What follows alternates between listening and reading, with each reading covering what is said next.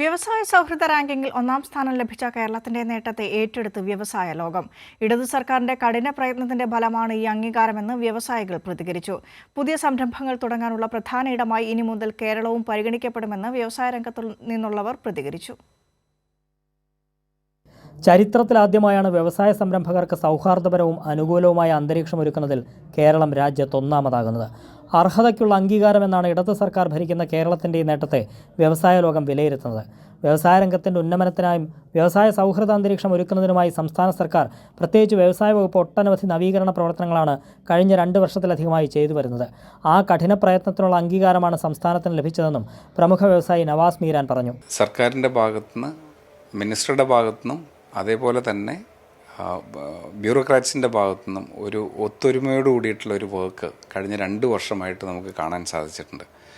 ഈ ഒരു റിസൾട്ടിൽ അത്ഭുതപ്പെടാനില്ല. കാരണം അത്രയധികം റിഫോംസും അത്രയധികം ഇനിഷ്യേറ്റീവ്സും മിനിസ്ട്രിയുടെ ഭാഗത്തുനിന്ന് ഉണ്ടായിട്ടുണ്ട്. അതിൻ്റെ ഫലമായിട്ടാണ് ഈ ഒരു 1ാം റാങ്ക് എന്നുള്ളതാണ് എനിക്ക് പറയാനുള്ളത്. സർക്കാർ ചെന്നൈയിൽ വെച്ച് നടത്തിയ റോഡ് ഷോ ഇതര സംസ്ഥാന വ്യവസായികളെ കൂടി കേരളത്തിലേക്ക് ആകർഷിക്കുന്നതിന് വഴിവെച്ചു.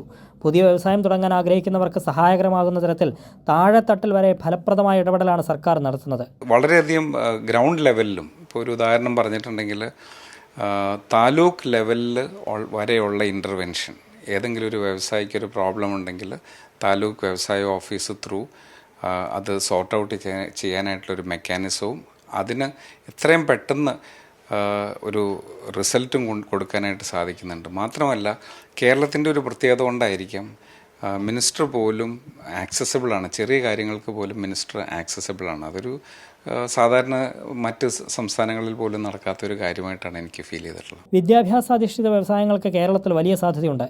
തൊഴിലന്വേഷകരുടെ സംസ്ഥാനം എന്നതിൽ നിന്ന് മാറി തൊഴിൽദായകരുടെ സംസ്ഥാനമായി മാറാനുള്ള കേരളത്തിനുള്ള ചവിട്ടുപടി കൂടിയാണ് ഇപ്പോൾ ലഭിച്ചിരിക്കുന്ന ഈ അംഗീകാരമെന്നും വ്യവസായികൾ ചൂണ്ടിക്കാട്ടുന്നു. കൈരളി ന്യൂസ്, കൊച്ചി.